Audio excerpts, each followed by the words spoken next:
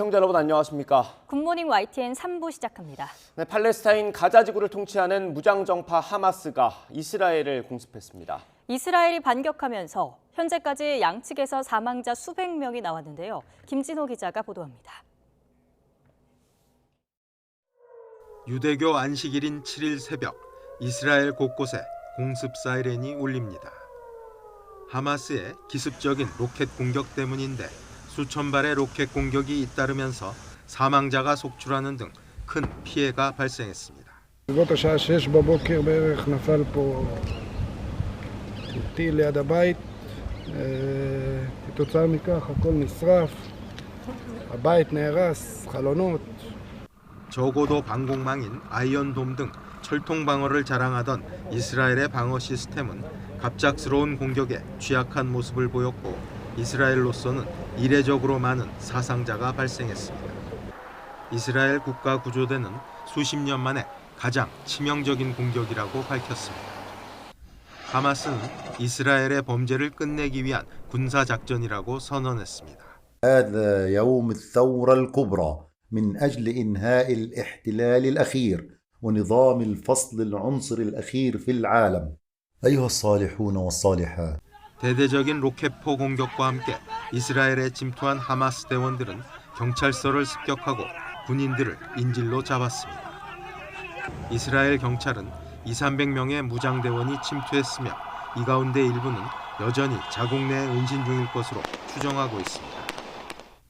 네타냐후 이스라엘 총리는 이번 공격을 전쟁 상황으로 규정하고 비상사태를 선포했습니다. אזרחי ישראל, אנחנו במלחמה. לא במבצע, לא בסבבים, במלחמה. הבוקר חמאס פתח במתקפת פתע רצחני נגד מדינת ישראל ונגד אזרחיה. 전례 없는 대가를 치르게 하겠다며 보복에 나선 이스라엘군은 전투기 등을 동원해 가자 지구에 대한 대대적인 공습을 가했습니다.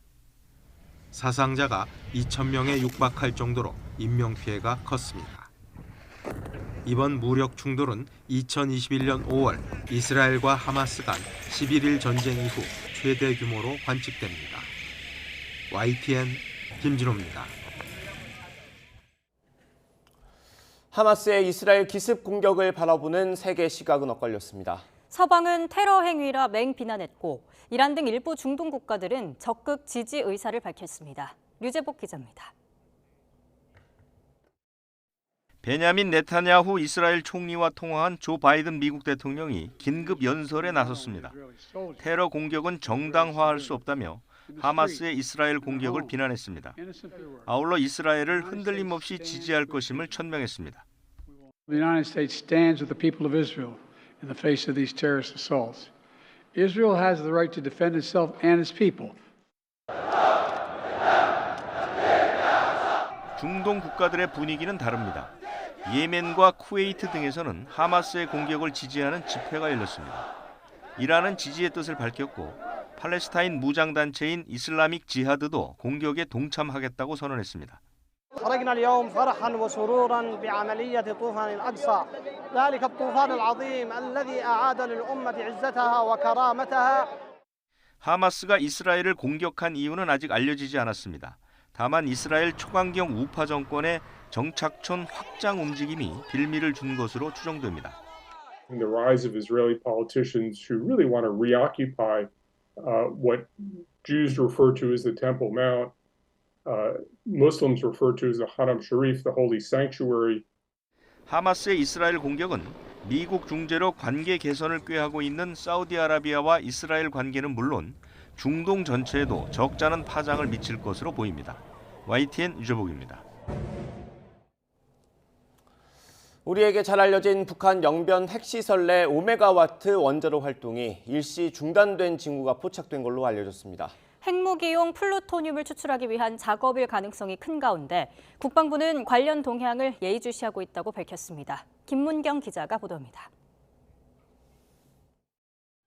지난 1월 김정은 북한 국무위원장은 남한을 적으로 규정한 뒤 핵탄두를 기하급수적으로 늘릴 것을 주문했습니다. 올해 국방정책 방향을 핵무력 강화에 방점을 둔 겁니다. 남조선 괴뢰들이 의심할 바 없는 우리의 명백한 적으로 다가선 현 상황은 전술 핵무기 다량 생산의 중요성과 필요성을 부각시켜주고 지난달 진행된 최고인민회의에서는 반미 연대를 내세우며 핵무력 정책을 헌법에 명시했습니다. 현대적인 핵무력 건설과 공화국 무장력의 시대적 사명에 관한 국가활동 원칙을 사회주의 헌법에 고착시키는 것이 가지는 중대한 의의에 대하여 언급했습니다. 이런 가운데 최근 북한 영변 핵시설 단지에서 이상 징후가 포착된 것으로 알려졌습니다. 5메가와트 원자로 활동이 일시 중단된 정황인데 한미 정보당국은 재처리 작업일 가능성을 예의주시하고 있습니다. 무기급 플루토늄을 추출하기 위한 재처리 작업은 원자로 가동을 일시 중단시키고 폐연료봉을 꺼내는 순서 등으로 진행됩니다. 세부적인 내용을 확인해 드릴 수 있는 사안은 없습니다. 한미 정보당국이 관련 동향을 예의주시하고 있습니다. 지난 4월에도 미국의 북한 전문 매체 38로스는 영변 5메가와트 원자로 활동이 몇 주일간 중단된 것으로 보인다며 재처리 가능성을 제기했습니다. 국방부는 올해 국방백서를 통해 북한이 지금까지 플루토늄을 70kg 정도 확보했다고 밝혀 최대 18기까지 핵무기 제조가 가능할 것으로 내다봤습니다. 상당량을 보유했다고만 평가한 고농축 우라늄까지 합하면 핵무기 제조 가능 숫자는 더 올라갑니다. 북한이 핵무력 강화를 올해 최대 국방 과업으로 제시한 만큼 추가 핵실험 등의 도발 가능성도 여전히 열려 있다는 평가입니다. YTN 김문경입니다.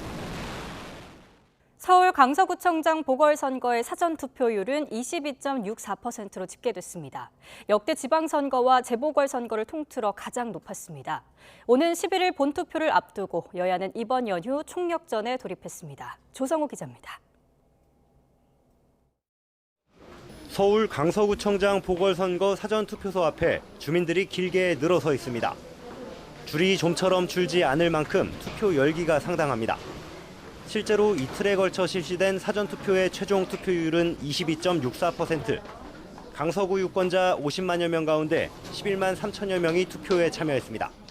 오세훈 서울시장이 당선됐던 2021년 보궐선거, 지난해 지방선거 때 강서구의 사전투표율보다 높습니다. 오는 11일 본투표를 더하면 30에서 40% 수준인 보궐선거의 통상적인 투표율을 웃돌 수 있다는 관측도 나옵니다. 총선 전초전으로 불리면서 부쩍 높아진 관심이 사전투표에서부터 확인됐다는 분석입니다. 저희 지역에 조금 더 도움될 만한 그리고 신뢰가 갈 만한 그런 내용들을 홍보물을 보고 투표했습니다. 국가적인 위상이나 이런 부분들이 되게 지금 퇴보하고 있다. 이 표로라도 조금의 어떤 저희 국민들의 의사를 표현을 해야 되겠다. 이런. 여야는 높은 사전투표율을 저마다 유리하게 해석하고 있습니다. 각각 자신들의 진영이 결집한 효과라며 막판까지 당력을 쏟아붓겠다는 의지를 다졌습니다. 여당 지도부는 김태우 후보 유세차에 올라타 힘있는 여당 구청장의 필요성을 거듭 강조했습니다.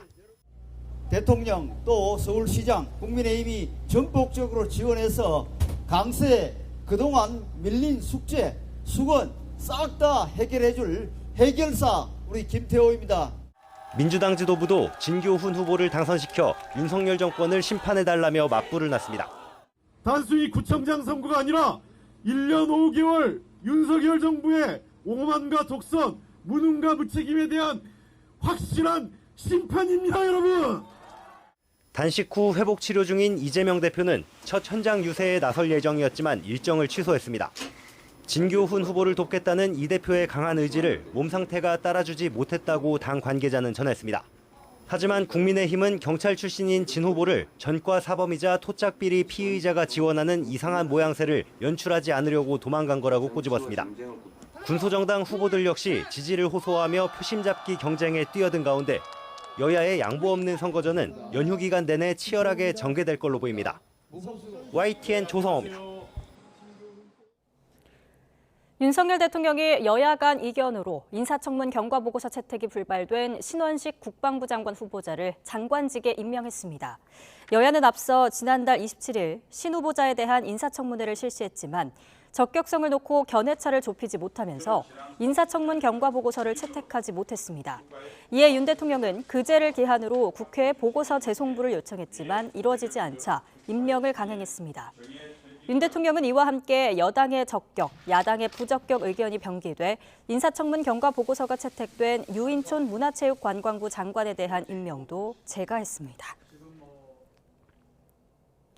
국민의힘은 윤석열 대통령이 임명한 신원식 국방부 장관, 유인촌 문화체육관광부 장관은 국방 안보와 문화예술 분야에서 풍부한 경험과 전문성을 갖췄다고 평가했습니다. 김예령 대변인은 국회 브리핑에서 두 장관은 정부의 정책 기조와 국정 철학을 가장 잘 구현해낼 적임자라고 자신 있게 말할 수 있다며 이같이 밝혔습니다. 더불어민주당은 윤석열 대통령이 신원식 국방부 장관과 유인촌 문화체육관광부 장관을 임명한 것을 두고 기어코 고집을 부리는 대통령의 오만과 불통에 기가 막힌다고 비판했습니다. 권칠승 수석 대변인은 어제 국회에서 기자회견을 열고 신원식, 유인촌 두 장관은 헌법 정신을 파괴하는 데 앞장선 자들이었다며 이같이 말했습니다. 더불어민주당 이재명 대표는 최근 구속영장이 기각된 이후 윤석열 대통령에게 회담을 제안했습니다. 지금까지 모두 8번이나 영수회담 카드를 꺼냈지만 대통령실은 무응답으로 사실상 거부했습니다. 왜 그런 건지 또 역대 영수회담은 어땠는지 조은지 기자가 살펴봤습니다. 옷깃 영, 소매수, 우두머리를 뜻하는 영수끼리의 회담은 정치권에선 대통령과 야당 대표의 만남을 일컫는 말로 쓰여왔습니다. 대통령이 여당 총재를 겸하던 과거 권위주의 시절엔 영수회담이 꽉 막힌 전국을 뚫고 최종 단판을 짓는 무대였습니다. 김대중 전 대통령이 이회창 당시 한나라당 총재와 만난 것만 7차례, 합의문이 나온 적도 있지만 만날 때마다 뒤통수를 맞았다는 뜻의 7회 7배란 말까지 생기는 등 감정 싸움도 없지 않았습니다. 저는 실망했습니다. 대통령이 현실에 대한 인식이 지금 제대로 안 돼 있다. 당청이 분리된 참여정부부터는 상징적 의미가 커졌는데 노무현 전 대통령은 본인은 행정부 수반이라며 영수란 표현에 거부감을 보였습니다. 실제로 이 자리가 얼마나 도움이 될지는 모르겠습니다만 그러나 우리가 이렇게 서로 얼굴을 맞대고 빈손 회담이다, 동상이몽이다 지적 속에 대통령과 야당 대표의 만남은 눈에 띄게 줄었고 여야 지도부 회동 등 형식도 다자 만남으로 변하는 추세입니다. 남북 정상회담을 앞두고 만난 문재인 전 대통령과 홍준표 당시 자유한국당 대표의 5년 전 이 모습이 가장 최근의 영수회담입니다. 야당의 건전한 조언과 대화는 바람직하지만 정상회담을 부정하는 것은 바람직하지 않다. 왜 대통령께서 40분 동안 정상회담 반대하지 말아달라고만 계속 말씀하셨을까? 민주당은 잊을만 하면 두드리고 있지만 윤석열 대통령은 행사장에서 몇 차례 스쳤을 뿐 취임 후 1년 5개월 동안 이재명 대표와 마주 앉은 적이 없습니다. 민주화 이후의 대통령들은 제1야당 대표와 회동하기까지 길어도 넉 달을 넘기지 않았는데 윤 대통령이 관행 아닌 관행을 깬 겁니다. 당무와는 거리를 둔다는 게 표면적 이유인데 대통령은 국가의 대통령이지 무슨 당의 수장도 아니고 피의자 신분인 이 대표와 만날 경우 자칫 잘못된 신호를 줄 수 있다는 이유가 큽니다. 민주당의 거듭되는 영수회담 제의는 범죄 탈색용이라는 게 용산 인식인 만큼 극적인 반전이 없다면 윤 대통령과 이 대표의 대좌는 이뤄지기 어렵다는 게 대체적인 시각입니다. YTN 조은지입니다. 이틀 뒤면 국회 국정감사가 시작됩니다. 불과 6개월 뒤에 선거가 있는 만큼 총선 전초전으로 평가됩니다. 여당은 전임 문재인 정부의 실정을, 야당은 윤석열 정부의 국정 난맥상을 부각하는 데 당력을 집중할 걸로 보입니다. 안윤학 기자입니다. 국정감사를 둘러싼 여야의 신경전은 증인 채택 논의 과정에서 고스란히 드러나고 있습니다.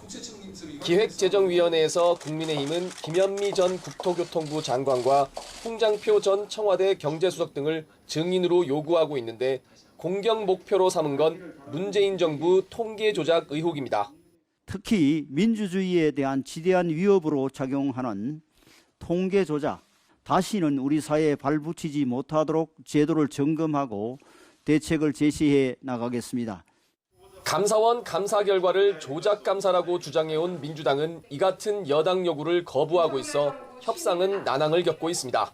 주택 통계 경우에도 오류를 수정하고 지나치게 높거나 낮은 이상치를 보정하는 것이 국제기구의 가이드라인인데도 마치 이것을 조작인 것처럼 호도하고 있습니다.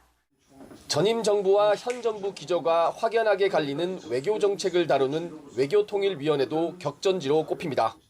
거제 평화를 부여잡고 종전선언에 집착했던 문재인 전 대통령이 아직도 헛된 북한몽에 빠져 있는 것이 드러났습니다. 윤석열 정부는 낡은 냉전적 사고로 어렵게 쌓아올린 한반도 평화 노력을 한순간에 허물고 긴장과 위기를 불러와 국민을 불안하게 하고 있습니다. 국민의힘은 탈북어민 강제 북송 사건에 책임을 묻겠다며 서훈 전 국정원장 등을 불러야 한다는 입장인 반면 민주당은 현 정부의 한미일 중심의 전략이 한반도 긴장을 높이고 있다며 김태효 국가안보실 1차장의 증인 채택을 주장하고 있습니다. 여야는 특히 김정숙 여사와 김건희 여사를 증인협의 명단에 올려놓고 대치 중인데 각각 외유성 해외 순방 관광 의혹과 정상외교 중 명품 쇼핑 의혹을 겨냥하고 있습니다. 국회 산업통상자원 중소벤처기업위원회에서는 증인 명단이 일찌감치 타결됐지만 2023년도 국정감사 증인 참고인 출석 요구의 건을 의결하고자 하는데 이의 없으십니까? 네, 가결되었음을 선포합니다. 전 정부의 에너지 관련 정책을 둘러싼 날선 논쟁은 불가피해 보입니다. 탈원전과 신재생에너지를 강조한 문재인 정부와는 달리 윤석열 정부는 출범과 동시에 원전 생태계 복원과 수출 확대 등 원전 드라이브를 강력 추진하고 있기 때문입니다. 산자 위에서는 계속되는 수출 부진과 태양광 사업을 둘러싼 각종 비리 의혹, 200조를 넘는 한전의 적자 해소 방안 등도 민감한 쟁점입니다. 이 밖에도 후쿠시마 원전 오염수 방류 문제와 대선 공작 가짜뉴스 의혹, 윤석열 정부 언론 장악 논란 등 우리 사회를 뜨겁게 달군 이슈를 놓고 여야의 격돌이 예상됩니다. 다만 내년 총선을 의식한 여야가 상대당 정권 깎아내리기에만 몰두하면서 여야 대치 정국은 더 가팔라지고 정책 대안 모색이 사라진 맹탕 국감이 반복되는 건 아닌지 우려의 목소리도 적지 않습니다. YTN 안유락입니다.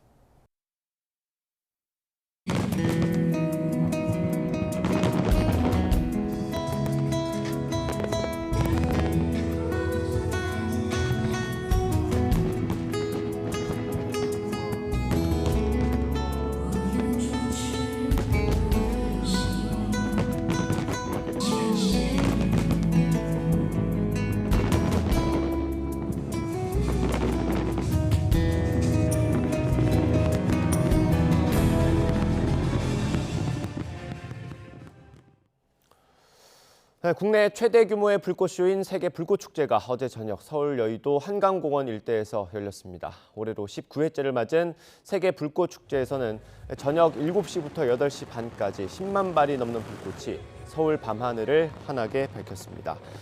축제에 참가한 한국과 중국, 폴란드 3개 나라 팀은 발사포를 이용해 하늘로 쏘아 올리는 타상 불꽃과 폭포수처럼 흘러내리는 나이아가라 불꽃, 드론 400여 대를 활용한 불꽃 드론쇼 등 다양하고 화려한 장관을 연출했습니다.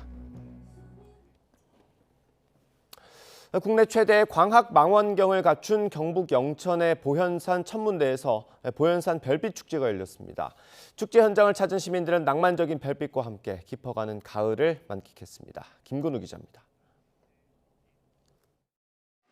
멋진 우주인처럼 우주복을 입어보니 금방이라도 우주선에 탈 것만 같습니다. 지구의 부족한 자원을 먼 화성까지 날아가 찾는 임무를 맡았습니다. 금속 탐지기로 구석구석을 훑는 손길이 사뭇 진지합니다. 색색 막대기를 이어 별과 우주선 모양도 만들어보며 언젠가 우주로 나갈 꿈을 키웁니다. 평소 이제 저희 애기들도 별에 관심이 되게 많았지만 이제 도시에 생활하다 보니까 오기 되게 힘들었었어요. 시설도 되게 잘 돼 있고 사람들도 많고 오늘 너무 날씨도 좋고 너무 행복한 것 같습니다. 국내에서 가장 큰 천문대가 있는 경북 영천에서 보현산 별빛 축제가 열렸습니다. 가상현실에서 우주 공간을 탐험하고 별이나 우주에 관한 체험 부스까지 우주를 향한 꿈을 한껏 키워줄 알찬 행사가 준비됐습니다. 대학생 천문 동아리의 도움으로 망원경으로 직접 별을 보며 관찰할 수도 있습니다. 눈으로는 잘 안 보이는데 망원경으로 보니까 너무 선명하고 잘 보였어요. 그리고 볼록 렌즈로 봐서 거꾸로나 역옆으로 반전돼서 보인다 했는데 그게 신기했어요. 태양계 행성인 화성을 주제로 탐사 과정을 체험하는 주제관에는 일찌감치 가족 단위 관람객의 발길이 몰렸습니다. 영천시는 최근 문을 연 보현산댐 출렁다리의 야경까지 축제와 연계해 보현산 일대를 관광 명소로 만들 계획입니다. 20주년을 맞아 다양한 천문, 우주, 과학 프로그램을 준비했습니다. 아이들에게는 호기심과 꿈을 키워주고 어른들께는 소중한 추억을 만들 수 있는 시원한 가을 밤하늘을 배경으로 영천 보현산 천문과학관에서 열리는 이번 축제는 오는 9일까지 계속됩니다. YTN 김근우입니다. 이번 달 말까지로 예정된 순천만 국제정원박람회 관람객이 목표했던 800만 명을 돌파했습니다. 지난 여름 불볕더위와 장마를 이겨낸 쾌거로 평가되고 있습니다. 김범환 기자의 보도입니다. 봄꽃이 만발하던 지난 4월, 정원의 3리더를 주제로 문을 연 순천만 국제정원박람회. 관람객 앞 숫자가 7에서 8로 바뀝니다. 개막 190일 만에 목표 관람객 800만 명을 넘어선 겁니다. 3년 전쯤에 같이 왔었는데 그때 기억이 되게 좋아서 나중에 언젠가 또 오고 싶었는데요. 마침 여유가 됐을 때 딱 왔는데 이렇게 800만 번째 관람객이 돼서 되게 당황스러우면서도 되게 재미있습니다. 정원박람회 관람객은 600만 명을 훌쩍 넘어선 뒤 700만 명을 넘기는 데는 고비가 있었습니다. 긴 장마에 이어 여름에는 유례없는 폭염이 덮쳤기 때문입니다. 가슴 뭉클합니다. 사실은 올 장마와 폭염에 정말 걱정했거든요. 그런데 우리가 7달이 채 되기 전에 800만을 돌파해서 찾아주신 대한민국 국민 여러분들에게 진심으로 감사드리고 순천 시민들과 고생한 우리 공직자 여러분들에게 정말 감사의 말씀을 드립니다. 정원박람회는 부근 여수와 보성 등지의 음식점과 숙박업소까지 문전성시가 되는 등 지역경제 활성화에 큰 파급 효과를 내고 있습니다. 상호주의 문화 한마당 등 갖가지 행사와 다채로운 공연도 이어지고 있습니다.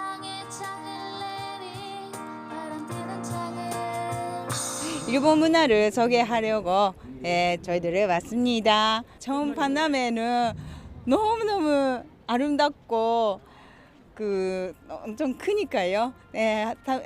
여러분들 한번 오십시오.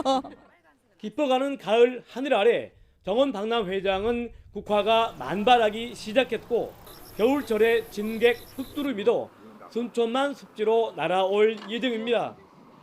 순천만 국제 정원 박람회는 이달 말까지 열리니까요. 아직 못 와보신 분들은 꼭 한번 오셔서 가을의 정취를 만끽하시는 것도 좋을 듯 합니다. YTN 김범환입니다. 우리 기술로 만들고 러시아 발사체로 쏘기로 한 위성의 발사가 2년째 미뤄지고 있습니다. 우크라이나 전쟁이 시작된 이후 대러시아 제재에 우리 정부가 동참하면서 발생한 일인데 이미 투입된 예산 600억 원이 증발할 위기에 놓였습니다. 어떤 사연이 있는 건지 손효정 기자가 취재했습니다. 국토와 재난재해 관측 등 중요 임무를 수행하기 위해 우리 기술로 개발된 다목적 실용 위성 아리랑 6호와 차세대 중형 위성 2호. 애초 계획대로라면 두 위성 모두 지난해 하반기 러시아 발사체를 달고 우주 항행을 시작했어야 하지만 여전히 발사대에 올려지지 못하고 있습니다. 우크라이나 전쟁 발발 이후 우리 정부가 국제사회와 함께 전략물자 수출 차단 등 대러시아 제재에 들어가면서 러시아와의 협력 자체가 차단됐기 때문입니다. 계약이야 불가피한 사정으로 언제든 틀어질 수도 있지만 문제는 이미 들어간 비용 수백억 원대 혈세입니다. 발사 준비 과정에서 아리랑 6호에는 348억 원, 위성 2호엔 255억 원 등 이미 603억 원이 투입돼 러시아 업체 측에 지불됐습니다. 우크라이나 전쟁 장기화로 발사 전망이 불투명해지자 우리 정부는 지난 1월 해당 러시아 업체의 계약 해제를 통보하고 환급 조건을 협상해 왔습니다. 계약금을 일부 돌려받거나 다음 발사 기회를 보장하는 조건들이 논의됐지만 최근 북한과 러시아의 군사협력 관계로 글로벌 안보 위기가 고조되면서 러시아 측 협조를 기대하긴 더 어려워졌습니다. 구체적인 내용이 밝혀지지 않은 상황에서 그렇게 섣불리 한러 간에 뭐 그런 게 이루어지는 게 과연 타당한가에 대해서는 약간 고민스러울 것 같아요. 만만치 않을 것 같습니다. 한러 관계 자체도 그렇고. 이미 들어간 세금 외에도 이들 위성 발사를 마무리하기 위한 출혈도 불가피한 상황입니다. 아리랑 6호의 경우 지난 5월 대체 발사 용역 계약을 체결하면서 예산 116억 원이 추가 투입됐습니다. 그마저도 차세대 중형 위성 2호는 계약 해지 환급 협상만 2년째 진행되고 있어 마땅한 출구조차 보이지 않고 있습니다. YTN 손유정입니다. LH가 2급 이상 전관이 근무하는 업체는 공사 입찰에 참여하지 못하도록 했습니다. 부실 시공 논란의 원인 가운데 하나로 전관 특혜 의혹이 지목됐기 때문인데 이런 대책이 위헌 소지가 있다는 지적도 나오고 있습니다. 이동우 기자의 보도입니다. 인천 검단 LH 아파트 지하주차장 붕괴 사고. 이 아파트를 비롯해 보강철근이 빠지는 등 부실 공사를 한 LH 아파트를 조사한 결과 설계와 감리 상당수를 LH 전관업체가 맡은 것으로 드러났습니다. LH는 이 같은 이권 카르텔을 척결하기 위해 2급 이상 전관이 근무하는 업체에는 입찰 참여를 원천 배제하고 3급 이상이 있는 경우도 최대 50% 감점을 주기로 했습니다. LH는 전관업체와 맺은 기존 계약도 모두 해지하기로 했습니다. 법적인 문제는 분명히 있을 수 있습니다. LH 입장에서는 전관의 고리를 이번 기회에 어떻든 단절하겠다는 단호한 의지의 표현으로. 하지만 국회 입법조사처는 이 같은 조치가 법적 근거가 미비해 위헌 소지가 있다고 지적했습니다. LH 퇴직자를 고용했다고 해당 업체가 공정한 경쟁이나 계약의 적정한 이행을 해칠 것이 명백하다고 판단하기는 어렵다는 것입니다.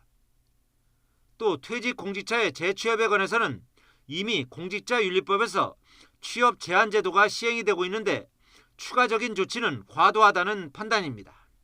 정당하게 취업한 전관업체에 대해서 명백한 법률상 근거 없이 불이익을 주는 것은 대한민국 헌법 제15조에 따른 직업선택의 자유를 침해할 소지가 있습니다. 국민의 기본권을 제한하기 위해서는 관련 요건과 기준, 절차 등의 사항을 법률에서 직접 규정해야 한다는 원칙에도 부합하지 않는다는 것입니다. 법적 근거 없는 정책은 국민 불안을 증폭시킬 우려가 있고 발주, 입찰제도, 감리 등 미숙한 시스템 개선 방안에 집중할 필요가 있다고 생각합니다. LH 전관업체의 입찰 참가 자격 제한에 대해 위헌 소지가 있다는 공식 판단이 제기되면서 향후 본격적인 시행에 걸림돌로 작용할 가능성이 높아지고 있습니다. YTN 이동호입니다. 의학계열 입시 경쟁률이 연일 치솟으면서 의대 열풍이 계속되고 있습니다. 대학에 다니면서 의대 편입을 준비하는 N수생은 물론 초등학생까지 입시를 준비하는 기현상이 벌어지고 있는데요. 갈수록 심해지는 의대 열풍, 신지원 기자가 짚어봤습니다. 2024학년도 수시 모집에서 전국 주요 대학교 의대 경쟁률이 평균 46대 1로 나타났습니다. 지난해 44.67대 1보다도 더 높아졌습니다. 그러니까 실제로 이제 최상위권의 대학을 가려고 하면 상위 0.3% 안에 들어가야 되는 거고요. 지방의 의대 같은 경우도 백분위로 따지면 상위 한 1%대 안에 들어가야지 의대를 갈 수 있는 게 현재 상황입니다. 지난해 자연계열 정시 모집에서는 상위 20개 학과를 모두 의대와 치대가 독점했습니다. 올해는 역대 가장 많은 N수생이 몰리면서 정시로 의대 가는 길목은 더욱 좁아질 전망입니다. 최근 3년간 의대 정시 합격자 중 N수생 비율은 80%에 육박합니다. 5명 가운데 1명만 재학생이라는 얘기입니다. 의대를 가장 많이 보내는 학교가 서울대라는 우스갯소리가 나올 정도입니다. 자퇴 인원이 많은 만큼 편입 인원도 많이 늘어나고 있는 추세죠. 특히 이제 의대나 치대, 수의대, 그리고 올해 같은 경우는 그 약대 모집을 또 처음 시작하니까 문제는 이처럼 의대 입시를 준비하는 학생들의 연령대가 점점 어려진다는 겁니다. 이른바 강남 8학군에서는 중고등학생은 물론 초등학생까지 의학계열 진학을 목표로 선행학습을 가르치는 이른바 초등의대반도 등장했습니다. 초등부 의대반, 중등부 의대반. 어떤 어머님들은 오셔서 그래요. 서울대 의대에 가고 싶다 이런 분도 계시거든요. 준비하기에 따라가지고 얼마든지 서울대 의대도 갈 수가 있거든요. 우리나라에서 의사 국가고시 합격률이 높은 만큼 의대 입학만으로도 장래가 보장된다는 인식이 강하기 때문이라는 분석입니다. 굉장히 사회가 양극화되어 있고 경제적인 불평등이 심화되고 있기 때문에 사회에 경제적으로 안정된 직업군이 없어지는 상황을 이제 단적으로 의대에 몰리는 상황이 방증하고 있다고. 수험생은 재수를 불사하고 심지어 초등학생들까지 뛰어드는 의대 열풍. 서열화와 양극화가 심화하고 있는 현실이 반영된 우리 사회의 씁쓸한 단면입니다. YTN 신지원입니다. 카페에서 음료를 일회용 컵에 받으면 보증금을 받는 제도 시행을 앞두고 정부가 전국 동시 시행이 아닌 지자체 자율에 맡기는 방안을 검토하고 있습니다. 자원 재활용 정책이 후퇴하고 있다는 비판이 나오는 가운데 전문가들은 장기적으로 더 강력한 정책이 필요하다고 보고 있습니다. 김평정 기자입니다. 일회용 컵 보증금제는 카페에서 음료를 일회용 컵에 받을 때 보증금 300원을 내고 컵을 반납하면 다시 돌려받는 제도입니다. 일회용 컵 재활용을 늘리고 사용량은 줄이자는 취지로 지난해 12월부터 제주와 세종에서 시범적으로 시행되고 있습니다. 시범 운영의 성과를 본 뒤 전국으로 확대 시행할 계획이었는데 정부가 최근 지자체 자율에 맡기는 방안을 검토하면서 제동이 걸렸습니다. 환경 전문가들은 보증금제는 자원순환 정책의 첫 단추를 끼우는 데 불과하다며 후퇴는 바람직하지 않다고 보고 있습니다. 갈등과 비용이 발생하겠지만 단계적으로 계속 보완하면서 일관성 있게 추진하는 것이 필요하다는 것입니다. 일회용 컵 보증금 문제가 일회용 컵 소비 문제를 완전히 해결할 수는 없다는 것이죠. 일회용 컵 보증금을 확대는 하되 왼쪽에 있는 일회용 컵 보증금이 아닌 대상에 대해서도 형평성 문제를 해결도 하고 소상공인들도 보증금 대상 컵을 관리하고 수거하는 과정을 더 간편하고 체계적으로 보완하는 데 주력해야 한다고 지적했습니다. 스티커, 라벨이 들어가다 보니까는 카페 사장님들, 시행하시는 카페 사장님들조차도 그럼 이거는 환경부의 이익을 위한 거냐, 이익을 위한 사업이냐, 저 스티커 라벨을 왜 붙여야 되냐, 이런 말씀들을 카페 운영자에게만 지워진 부담을 프랜차이즈 본사도 나눠 가지도록 개선해달라는 목소리도 나왔습니다. 직영을 하지 않는 대부분들은 90몇 프로 정도, 95% 이상 정도가 아마 소상공인들입니다. 그래서 소상공인들이 상당히 어려움을 겪고 있는데 이걸 하기 위해서는 저희들이 비용 문제도 상당히 포함될 뿐더러 장기적으로는 유럽처럼 일회용 컵 자체를 금지해 플라스틱 발생량을 줄이는 방향으로 가야 한다고 전문가들은 조언했습니다. 국립공원이라든지 공공기관이라든지 이런 데서 일회용컵을 아예 사용 못하게 하는 금지 정책으로 가는 부분이 있어서 저는 퇴출 정책을 가장 우선적으로 봐야 된다는 생각을 하고 있습니다. 일회용 컵 사용 억제라는 목표를 달성하기 위해서는 자율에 맡기기보다는 국가가 주도해야 한다는 전문가들의 의견에 정부가 어떻게 화답할지 주목됩니다. YTN 김평정입니다. 머저나 현금이 사라지게 될까요? 전 세계 중앙은행이 CBDC라고 부르는 디지털 화폐 도입 가능성을 타진하는 가운데 우리 정부와 통화당국도 CBDC로 예금과 결제 같은 실거래가 가능한지 알아보는 실험에 착수합니다. 내년에는 일반 국민도 테스트에 참여할 수 있는데요. 나연수 기자가 취재했습니다. CBDC란 중앙은행이 직접 발행하는 디지털 형태의 새로운 화폐를 의미합니다. 비트코인 같은 가상자산과 달리 중앙은행이 직접 발행하는 화폐로 통용되는 주화 형태를 바꾸는 개념입니다. 은행들은 중앙은행에 개설한 계좌의 예금, 즉 지급준비금으로 자금을 거래하고 결제하는데 이 과정을 분산 원장 기술 바탕의 CBDC로 대체할 수 있는지가 이번 테스트의 핵심입니다.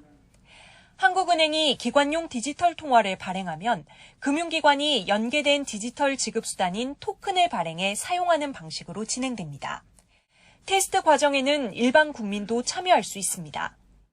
특히 이번에는 그 1단계로 은행들이 희망하는 고객들에게 예금을 기반으로 한 예금 토큰을 발행하여 내년 말부터 실제로 활용해 볼 계획입니다. 디지털 결제 수단은 지급 결제의 안전성을 높이고 신용 리스크를 줄이는 데 도움이 될 수 있습니다. 예금 토큰의 프로그래밍 기능으로 보조금 부정수급을 막거나 기부금 투명성을 높이고 재난지원금 사용처를 제한하는 등의 정교한 활용도 기대할 수 있습니다. 이번 테스트 기획 단계부터 국제결제은행 BIS와 긴밀한 공조가 이루어지고 있다는 점도 고무적입니다. 한국이 IT 측면에서 이제 전 세계 탑이지 않습니까? 그리고 지급수단 관점에서도 전 세계적으로 굉장히 다양한 각종 페이까지도 쓰이는 인프라 나라다 보니 현재 전 세계 중앙은행 절반 이상이 시범 프로젝트를 진행하고 있고 2030년까지 24개국 이상이 도입할 것으로 전망됩니다. 다만 디지털 화폐가 국민의 사생활을 침해하고 민주주의에 해를 끼칠 수 있다는 명백한 우려도 있습니다. 미국을 비롯한 주요국도 매우 신중한 태도로 접근하고 있는 만큼 정부와 한은도 먼저 하기보다는 잘하는데 테스트 역점을 두겠다는 입장입니다. YTN 나인수입니다. 네, 절기 할로윈 오늘 충남과 호남을 중심으로 가을비가 내리고 있습니다. 오전까지 영동과 경북을 중심으로 비가 오겠고요. 낮까지는 충남 서해안과 남부, 제주도에 비가 오겠는데 양은 5에서 20mm 정도 예상됩니다. 비가 오지 않는 서울 등 그 밖의 지방은 흐리겠는데요. 동해안은 너울성 파도가 방파제를 넘을 가능성이 있습니다. 해안가 접근을 자제해 주시기 바랍니다. 현재 기온 살펴보면 서울이 15.2도고요. 낮 기온은 서울과 대전이 21도로 예상됩니다. 한글날인 내일은 경기 북부와 영서 북부를 중심으로 비 예보 들어있습니다. 날씨였습니다. 이상으로 굿모닝 YTN 모두 마치겠습니다. 잠시 후 YTN 뉴스와이드가 이어집니다. 시청해주신 여러분 고맙습니다.